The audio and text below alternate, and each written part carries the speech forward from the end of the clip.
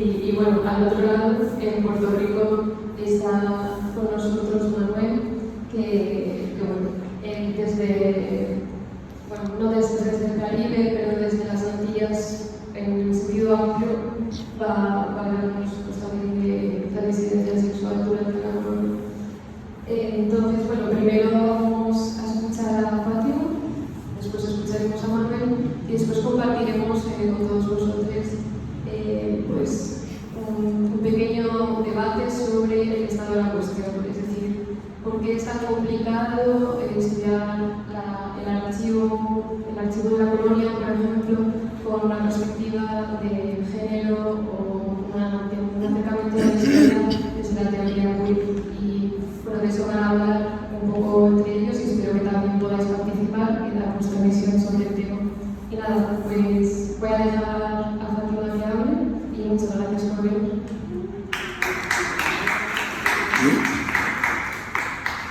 Saludos, buenas noches.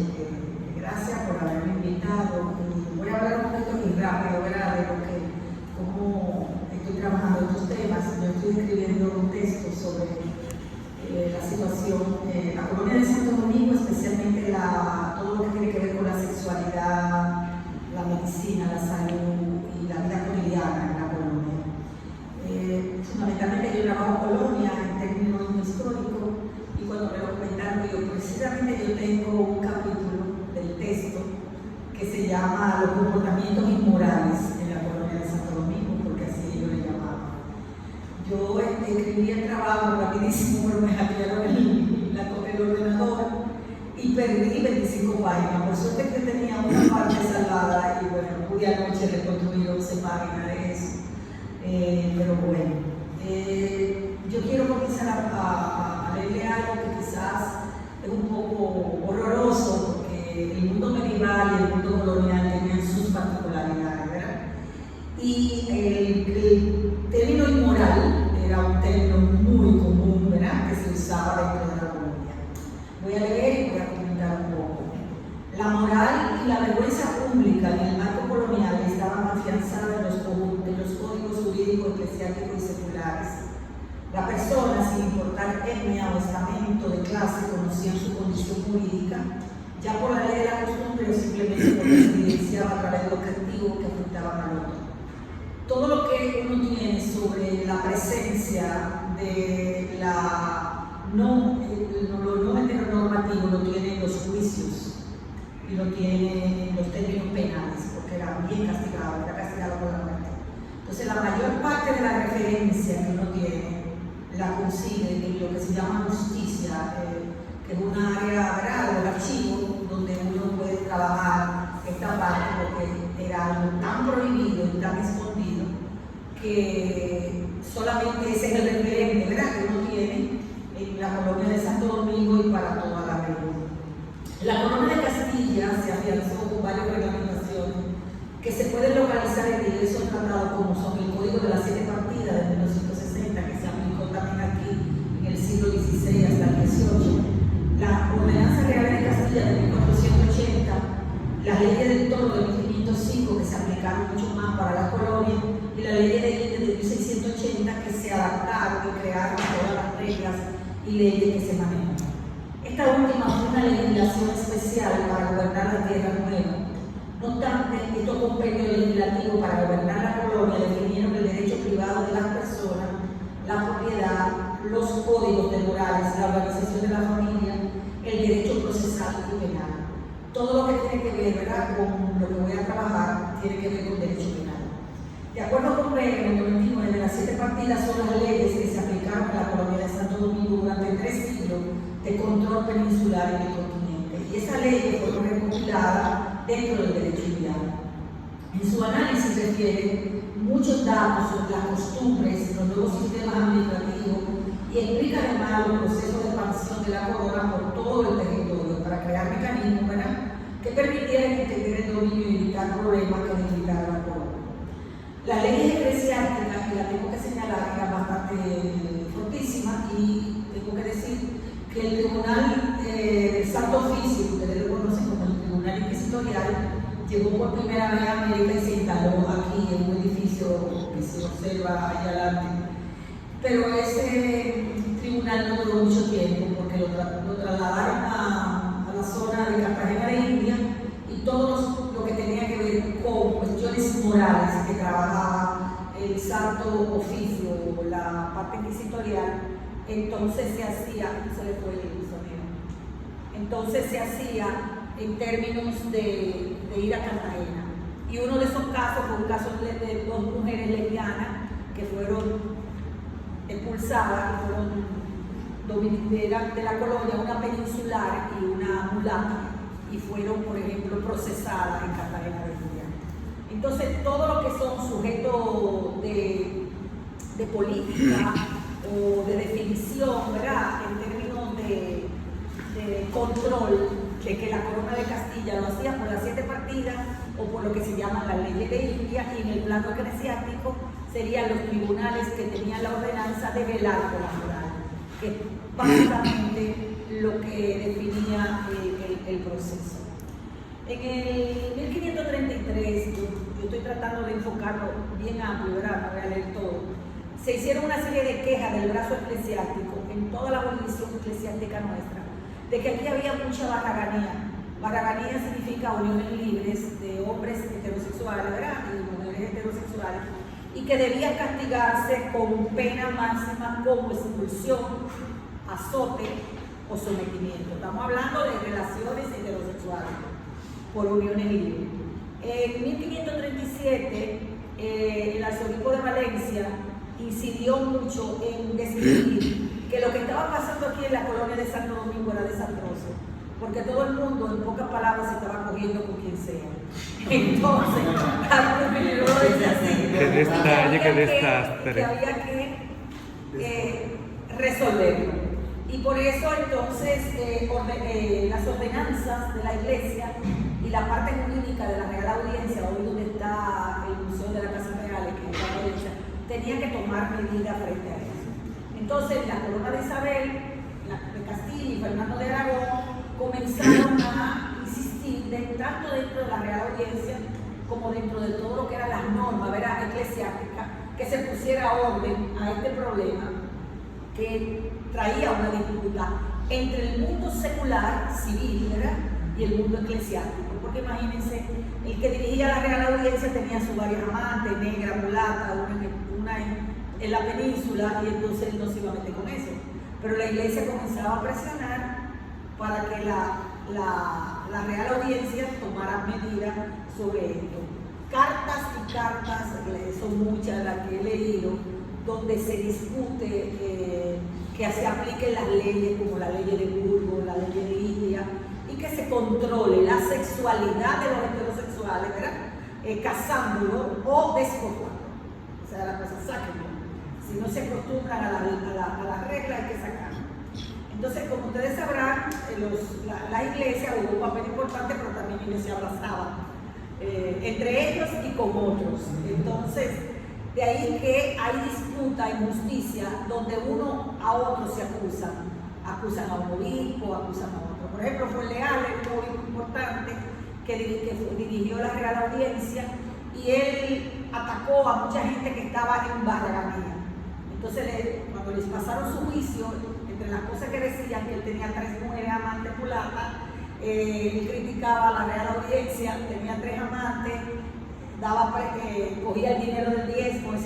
Se peleaban entre ellos y entre jurisdicción, y todos los casos de pleito que aparecen ahí tienen que ver con relaciones sexuales, que ellos entendían que era una cuestión moral importante. A través del patronato real, los reyes castellanos gobernaron y trataron de que tanto lo que serían los tribunales eclesiásticos como los tribunales civiles se pusieran de acuerdo, ¿verdad? Porque como se tiraban la piedra entre ellos, hubiera una especie de acuerdo. Y esos acuerdos lograron afianzarse en algunos momentos, pero iba a depender de quién estaba gobernando, quién era el rey, ¿verdad?, o la reina gobernante, y eso en los 3 siglos principales del 17 varió de gobernación y de instrumentos de poder de diferentes formas. La discusión sobre la moral sexual formó parte de un tema de teología moral, el cual incidía en la persona en su vida cotidiana, que era regulado por las actividades administrativas y también por el orden eclesiástico y correspondía a lo que sería el derecho privado. El honor era como un elemento sumamente importante que definía la familia y recaía sobre las mujeres. Y eso que recaía sobre las mujeres, había un elemento importantísimo que es llamado el pudor público. Y ustedes saben lo que es el pudor público, que todavía aquí se aplica. Tú no te puedes dar un besito con nadie en la calle porque la policía todavía te juzga con una ley que viene del siglo XVI. Violaste el pudor público. Y eso viene de la colonia. Y lo trae aquí porque era un acto donde se prohibía cualquier tipo de actividad pública, como besito, abracito, que pudiera alterar la vida. Por ejemplo, hay un caso de un sacerdote que se mudó de un lugar porque había dos castellanos, una mulata y un castellano, o peninsular, que de ventana a ventana se la tiraban besos, un poco de bollerismo, ¿verdad? Se mostraba, porque no podía montarse, ya no podía salir. Ella mostraba ciertas partes y él hizo un escándalo público que se mudaba del lugar, ahí cerca de la calle La Dama, porque de ventana a ventana había una alteración del pudor público. Entonces él se mudó e hicieron lugar a la mulata por estar mostrando zonas indebidas. Lo que dice el documento era que ella solamente estaba mostrando como cierta parte del cuerpo, tiraba besitos y hacía insinuaciones de ventana a ventana. Entonces fíjense bien que la cuestión era bastante rígida, compleja y todo este mundo que pertenecía al mundo privado tenía que ser tratado en la casa y solo se hacía público cuando se producía un escándalo, como el escándalo que se mudaba, ¿verdad?, el sacerdote del lugar por la falta del pudor público. Entonces, en la colonia, el cuerpo político dominante era claro con relación a las actividades sexuales, las relaciones amorosas y todo lo relativo a la familia y el matrimonio. Todo eso estaba regulado y el que desafiaba la norma, pues tenía que ver entonces con los castigos severos que iban desde azotes hasta deportación, apresamiento aquí en la torre del homenaje que ustedes tienen ahí, o las cárceles, y iba también con la expropiación de bienes. Si era una mujer blanca, peninsular, usualmente no se daba su nombre. Si era una negra, se nombraba. Pero las mujeres peninsulares libres y criollas libres, su nombre no, porque podía perder el honor. Entonces no asistía a los juicios y entonces tenía que hacerlo. Los hombres no. Si era un sacerdote que estaba vinculado a un acto, ya sea de sodomía, y luego voy a explicar eso, un acto sexual que implicaba la muerte, tampoco se nombraba el nombre, solamente se nombraba que pertenecía a los dominicos, a los franciscanos, etc. Por ejemplo, en la iglesia franciscana se desató un lío con un sacerdote que le gustaban los muchachos y entonces lo dejaba pasar. Ahí donde ustedes bailan, lo dejaba pasar y entonces en ese pase hubo alguien que lo delató. Los muchachos fueron condenados a azote porque había la idea de pasivo y activo. El que era activo era dominante, por tanto merecía la muerte. El que era pasivo se le daba 100 azotes porque aceptaba el acto. O sea que había una clasificación dentro de los castigos de la época. Karecki, que es un estudioso de todo lo que era el tribunal castellano, decía que esas reglas eran bastante rígidas y que aunque había determinadas situaciones que pasaban en la colonia, dependía del estatus de clase, si era la élite blanca, de alguna manera las élites blancas pagaban dinero y ofrecían casos. Y voy a ofrecer el caso de un juez oidor, que era como el tercer juez oidor de la Real Audiencia. Él estaba casado, todos los homosexuales tenían que estar casados, porque si tú tenías rasgos de amaneramiento, había problemas. Si te gustaba ponerte ropa que pudiera ser media femenina, colores, eso era mal visto. Entonces todo el mundo estaba casado. Si no estaba casado, entonces estaba viviendo en un monte y eso no era posible. Él le gustaba, el juez de la Real Audiencia, él tenía muchos problemas, era bastante rico estamos hablando de 1550, y el caso de él es muy particular. Él le gustaba a un chico portugués de 20 años y también coqueteaba con un chico sevillano de 16. Entonces lo llevaba a la casa, él tenía a su esposa y bueno, a veces le ponía la mano, etcétera, etcétera. El lío se armó cuando el portugués le pidió algo de dinero porque él lo manoseó, así dice el documento. Y entonces él dice sí, y evidentemente fue porque un negro cruzó, esclavizado, cruzó por la zona y pensó, me van a delatar y prefiero delatar al juez. Cuando delató al juez lo llevaron y él pagó abundante dinero a la Real Audiencia para no ser condenado a muerte, ni ser sacado hacia España con su esposa e hijo, ¿verdad? Que tenía. El caso de él es bastante importante porque a él después lo descubrieron con otro chico. Entonces la Real Audiencia, como él había pagado tanto dinero, ¿verdad?, a los jueces, decidió aceptar la deportación y que se quitara del juicio de residencia, que fue por la práctica de la sodomía, o como yo le llamaba, pecado nefando. Cuando hablamos, no existía el concepto de homosexualidad, ni existía el concepto de lesbianismo, nada de eso. La palabra estaba relacionada solo con el alma. Se podía hacer sodomía en una relación heterosexual, como se podía practicar sodomía en una relación no heterosexual. Entonces, la regla era la heterosexualidad, ¿verdad?, o heteronormativo. Entonces, si una mujer se enamoraba de otro, a veces decía y lo acusaba para conseguir el divorcio de que mi esposo me obligó a tener relaciones anales. Toda la política peninsular era prohibir las relaciones anales.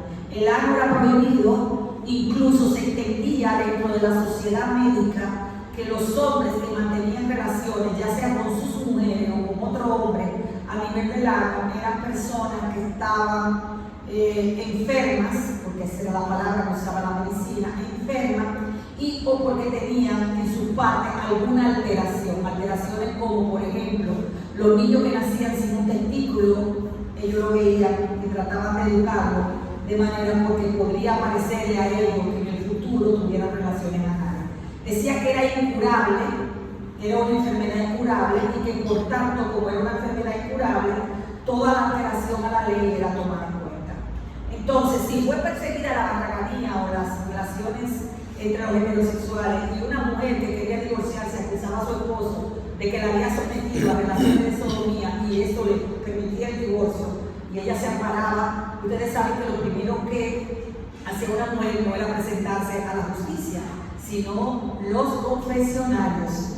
Los confesionarios eran el chivataje de todo acto sodomita de la época, porque una mujer no iba a hablar prácticamente, no se podía salir mucho de su casa y no iba a hablar de eso de su esposo, ¿verdad?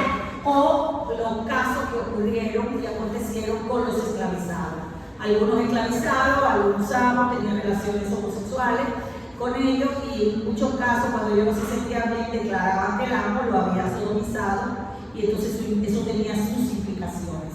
Entonces el problema de las relaciones sexuales y del ano como una entidad de censura, ¿verdad?, era tan clara que un tratado sexual de España del siglo XVI dice que una de las cosas que estaba prohibida durante el sexo era tocar la zona anal, porque eso te podía llevar a un vicio que podía implicar que la gente pudiera tener sensaciones y llevarte a la sodomía o, ¿verdad?, o al acto, como yo le llamaba, al gran pecado, como yo le llamaba pecado nefando. En la colonia de Santo Domingo la sodomía era considerada un pecado mortal, porque se veía como un vicio grave que se podía practicar entre parejas de sexo opuesto. La ley lo consideraba una transgresión y también recibía ese nombre que yo acabo de mencionar. Igual pasaba con el sexo oral, que era prohibido. Yo le digo que la gente no lo tuviera. Era prohibido y en los tratados médicos las parteras decían que cuando una mujer no podía parir bien era que su esposo había colocado su boca por esa zona. Fíjense que existían tabúes con relación a eso. Una mujer decente jamás iba a tomar el pene de su esposo y va a tener sexo oral. Ni mucho menos entre mujeres, ni mucho menos.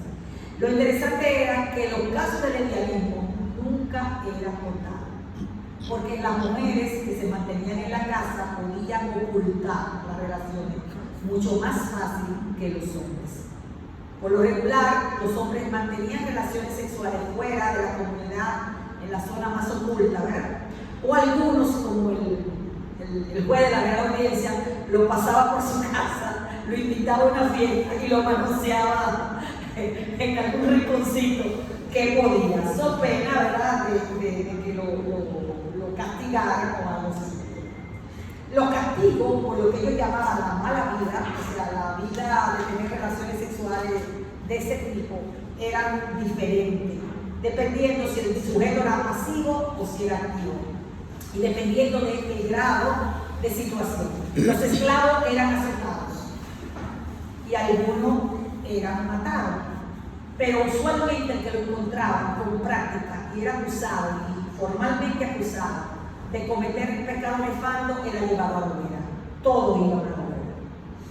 Hay un caso en Santo Domingo de 4 tipos que tenían una relación entre los 4, fueron denunciados por una mulata libre. El gobernador se horrorizó y en ese proceso de horror dijo, pero ¿cómo es que en mi gobernación? Entonces cada uno por los azotes, la parte de los golpes, la presión que hacía la iglesia, que le aplicaba, por ejemplo, castigo, el famoso castigo del agua, que lo dejaban todo cayéndole agua al entero, etc. Ellos declararon que en la ciudad de Santo Domingo había tanta gente que practicaba el pecado nefando que era horrible. Y él escribió una carta famosa al rey diciéndole, yo me tengo que volver a la península porque aquí todo es pecado y yo voy a acabar con esos pecados. Y comenzó a producir muerte y dice que la ciudad se convirtió en un fuego, que lo madera era que todo el mundo decía, este hizo esto, eso, gente que todo estaba casado. Entonces, solo se salvó de esas 40 personas que mataron un chico menor porque él dijo que él fue violado. Y entonces él lo comenzaron a quemar y la población pidió piedad porque era muy joven. Entonces lo sacaron con las quemaduras y lo mandaron a Cartagena de India, allí lo juzgaron y después lo mandaron a la península. Fíjense que el alboroto cuando se descubría algo de ese tipo era tan grande que la práctica era fundamentalmente salir corriendo. Algunos se suicidaban, ¿verdad?, para someterse a la pena de la hoguera, que era bastante fuerte. Incluso dice, hay referencias muy terribles de que la iglesia velaba por revisar el pene de algunos de los monjes, porque algunos penes de los monjes no tenían el ligamento, y que si un monje era virgen y se le rompió el ligamento que unía el glande al pene, era porque de alguna manera él había tenido sexo, y se pensaba que las mujeres no podían provocar esa ruptura, sino una relación anal, porque era más estrecha. Entonces, cundió el pánico en todo el monasterio de Santo Domingo. En el siglo XVI, a finales del siglo XVI, yo me recuché cuando leí la carta, que todo el mundo estaba diciendo que la fornicación era tan grande en los lugares que ellos creían que la cópula heterosexual ya no existía en Santo Domingo. Imagínense lo escandaloso que incluso los títulos eran hacia el rey, vida escandalosa sexual de Santo Domingo, y era refiriendo siempre a eso. Todos los teólogos y tratadistas decían que eso es lo que podía provocar situaciones tan difíciles como plagas, terremotos, porque se asociaba que esa vida licenciosa, escandalosa, que iba contra la moral, podía provocar actos de la naturaleza. Cada vez que ocurrían actos como terremotos, la iglesia corría a cazar a los barraganos y a castigar a los homosexuales que se delataban, porque eso era el producto de relaciones ilícitas y que ellos castigaban. Entonces, como ustedes pueden ver, la vida de un hombre homosexual tenía que estar completamente negada. A veces no podía hacer insinuaciones, debía vestirse de una manera que pareciera hombre. Si era un poco, se veía como muy femenino, entonces tenía que ser controlado. Algunos de los sacerdotes eran mirados cuando eran muy femeninos, terrible. Por ejemplo, ahí en el Parque Duarte, frente a los dominicos, toda esa zona era un caserío de mujeres. Y ahí condenaron a varios sacerdotes dominicos porque se iban y ellos con muchachos, ¿verdad? Y con muchachas. Y ellos preferían decir que era con muchachas que muchachos, porque la situación era, si era una muchacha, te podían expulsar hacia España o hacia otro territorio, porque ese era el castigo. Pero si era un muchacho, te tocaba la oveja, y aunque era un sacerdote. Y ahí hay casos de sacerdotes que fueron a la hoguera porque ellos decían, no, fue con la señora, yo pequé con la señora era un señor, ¿verdad? Entonces, ahí era el estado de situación. Algunos que no eran condenados a la hoguera porque eran menores o pasivos, voy a leerle la cita tal como dice la jurisprudencia de la época. Se le desnudó de la cintura para arriba el lomo de una bestia y con la soga al cuello. Se le dieron 7 azotes públicos y se le desterró de manera perpetua de las islas. O sea, era bastante radical la situación, pero él era menor, no se le mató y lo que él decía que había sido sodomizado, ¿verdad?, por otro y que él no pudo defenderse, ¿verdad?, en el acto. No sabemos eso. Puede ser que un acto de defensa era para morir en la hoguera. En el 1664 se conoció un caso de la audiencia de Santo Domingo que causó revuelo en la población por un barbero del presidio llamado Juan Pérez. El presidio estaba ahí en la torre del homenaje, él era el barbero de los presos. Apresaron a un señor, a un forastero que vino de las tierras de tierra firme del continente, como ellos decían, y él, que en el proceso de afectarlo, le gustó al chico y como que lo enamoró. Él se asustó un poco, algunos dicen que él se correspondió al barbero, pero él lo delató.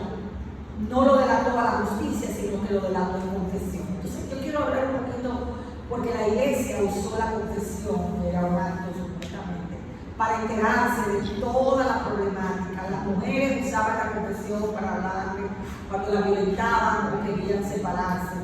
Los sacerdotes usaban la confesión de los hombres para hacer esto, pero nadie iba a confesar que tenía pecado nefando. Pero era la iglesia una de las principales soplonas y era también los vecinos que asustados o queriendo hacerle un daño a alguna persona. Por ejemplo, alguna gente que alegaba que no había practicado eso y eran enemigos políticos y se usaba la idea del pecado nefando para someterlo, matarlo, impulsarlo, quitarle eso. En este caso se desató cuando agarraron al barberillo, como yo decía, y él dijo que había más personas que estaban involucradas en la relación con eso. 6 de los reos fueron condenados a ser quemados, pero la pena solo se ejecutó en 4, le estoy leyendo la referencia, ya que los otros 2 apelaron con éxito. El éxito implicaba que tenían un poquito de dinero y pudieron pagar a los jueces y eso hizo que se salvaron, pero fueron expulsados de la relación. En un sentido general, yo puedo decir que todo el discurso heteronormativo en la colonia de Santo Domingo era continuamente discutido, no se aceptaba otra identidad, aunque hay muchas referencias donde los indígenas tenían práctica, no solo de varias mujeres, sino de tener práctica con hombres. Ellos criticaron muchísimo eso y a los indígenas que estaban vestidos como mujeres con el agua eran condenados y matados. Parte de la iglesia era decirle que él tenía que usar la ropa normal de hombre y entonces los indígenas hablaban de que él tenía un espíritu diferente que era femenino. Mucha de esa gente tenía que huir o tenía que meterse en los montes porque no podía hacer una vida libre como lo hacía en el caso de los indígenas. Entonces, nunca se conoció un caso que yo haya detectado de casos de mujeres que practicaban el pecado nefasto, porque ¿cómo vamos a llamar a las mujeres que se frotan entre sí? No había nombre, entonces se le decía practican el pecado nefasto.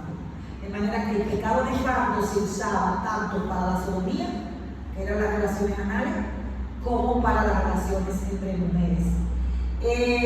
Algunos incluso que fueron criticados y condenados dijeron que su práctica no era usar el ano, que si ellos habían tenido un roce de cuerpo, pero que sus relaciones habían sido relaciones que habían tenido por frote, no por sexo oral, porque eso era también 100 azotes, era que habían tenido un tipo de relación que eran relaciones entre las piernas, de manera que la sexualidad se daba con penetración entre las piernas.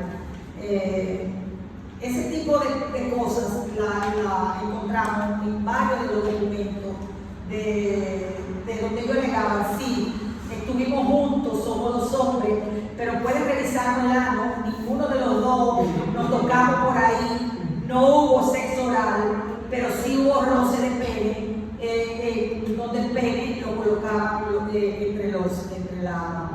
entre las piernas. Entonces, todo eso que era considerado un delito, como quiera, eran azotados. Algunos, si eran de la clase alta, pues trataban de decir, bueno, si ya vamos a ser condenados y vamos a ser matados, vamos a hablar que tenemos relaciones intertemporales que eran muy comunes y que evitaban el ano. De manera que la parte política del ano era sumamente clara, la parte de la oralidad era sumamente clara, y era mejor hablar de relaciones intertemporales. Y entonces ahí los juristas decían, porque realmente su pene solo tocó las piernas y tuvo fricción con las piernas, pero nunca tocó su ano, nunca tocó su boca, nunca, y eso eran las cosas muy comunes que se escuchaban entre los juicios. Entonces, el otro elemento era medir la estrechez del ano. Para eso buscaba un médico si era muy estrecho o si tenía alguna estría. Y hay un caso de un tipo que yo me reí muchísimo, que le dijo, yo sufro de estreñimiento. He tenido relaciones anales y las fisuras que tengo es porque sufro de estreñimiento. Entonces pusieron a una mujer a darle comida y a observar si de verdad el sujeto tenía dificultad, y entonces el juez dice, 3 mujeres observaron detenidamente cómo él evacuaba, si sangraba cuando tenía, evacuaba, por tanto, él no fue tocado por el ano, sino que tiene un problema de constipación de los intestinos. O sea, fíjense, a él lo habían acusado y él decía que no, que lo único, entonces había que mirarlo, los médicos lo miraban, entonces él aseguró que iba a hacer eso. Entonces, vuelvo otra vez a hablar un poco de este caso, de mujeres. ¿Cuál era la diferencia con relación a las mujeres? Primero, las mujeres se mantenían dentro de la casa y salían con los varones, eran tuteladas, ¿verdad? Y todo eso, pero era más fácil entre ellas peinarse, salir a caminar juntas, estar juntas, por tanto el sexo se facilitaba. Y algunas sí, pero cuando veían que una mujer que no era de la casa o visitaba a otra, pues los comentarios del vecindario la estaban visitando, entonces usualmente las mujeres iban al beaterio, los sacerdotes decían, pero ella le decían al obispo, ella se confiesa y no habla de sexo, sométela a la familia, que la metan al beaterio, uno que ustedes lo han visto por ahí, la lleven al beaterio o al convento de Santa Clara. En el convento de Santa Clara se dio un caso en el siglo XVI de la Clarisa, donde se acusó a un sacerdote dominico que se iba a contar con una monja del convento, y el obispo en persona fue a buscar a la monja, ¿verdad? Y a la jefa de la y entonces le dijo, no, él nunca ha venido aquí ni siquiera a limpiar el monje, nunca ha entrado. Y el asunto era que el obispo declara, ¿cómo va a ser si encontré a varias monjas que estaban durmiendo en una misma cama? Se estaba insinuando que en el convento había mujeres lesbianas. Entonces el otro obispo de Sevilla mandó una carta diciendo, sepárenla, manden a la monja que esté acostada a ambos lados y y cóbrale una multa a la superiora. La superiora dijo, bueno, nosotros tenemos poco dinero y el dinero que conseguimos son con las negras que venden en el mercado y con algunas que se prostituyen y que mantienen el convento. Fíjense que muchas esclavizadas se prostituían, que pertenecían a las monjas para poder mantener el convento. Yo le dije, yo no puedo pagar esa multa por esas monjas que me encontraba cortado, que la iglesia, los varones estaban diciendo que había que pagar si nosotros no recibimos ayuda. En todo ese conflicto entre el mundo eclesiástico era el término. Entonces, lo usual para ese tipo de cosas, que los términos que usaban eran fornicación, tanto para hombres como para mujeres. Toda medicina medieval intentaba que se mirara el pene, que se mirara la vulva. Si una mujer, la capa del clítoris estaba levantada, le parecía normal, ¿verdad? Porque la capuchita debía estar en su lugar, ¿verdad? Y no así, porque entonces eso significaba que o ella se tocaba, la masturbación era considerada también pecado. Entonces, hay documentación que dice que sí sabían que había mujeres que tenían relaciones sexuales y que eso estaba mal visto, pero nadie podía confirmarlo, porque en el caso de las mujeres era tan difícil detectar que eran amantes o eran cosas, porque se cuidaban bastante, que algunas que eran amantes, como el caso de una que se señalaron como amantes que fueron deportadas de Santo Domingo. Una vivía aquí en la calle Mercedes y otra vivía en lo que hoy es Abalicado. Ellas se veían solo en la misa. Y el sacerdote dice que cuando se iban a confesar, ¿verdad? Iban a la confesión, se quedaban detrás del confesionario y que el sacerdote escuchaba los besos que ella se daba en plena iglesia y que él decía que el que él oía cuando él estaba confesando a las mujeres besándose, pero que él no podía pensar que dentro de ellos, y parece que sí, que ella, el único lugar que ella tenía para acariciarse, darse un beso, tocarse, era detrás del confesionario. Y el sacerdote salió horrorizado, que era un sacerdote anciano, diciendo que esas dos mujeres, y ahí fueron que ellas confesaron que sí, que eran amantes, pero ustedes saben cómo se confesaba eso, a puro hombres. Aquí se practicó poco el uso de la pera rectal o de la pera vulval, que era una especie de aparato que se le colocaba a las mujeres, se le abría y le agarraba, tanto el ano como el santo oficio. Eso se usó más en Europa, pero en el caso de ellas dos, que fueron referidas a Cartagena de India, ambas fueron juzgadas y una era peninsular, se envió a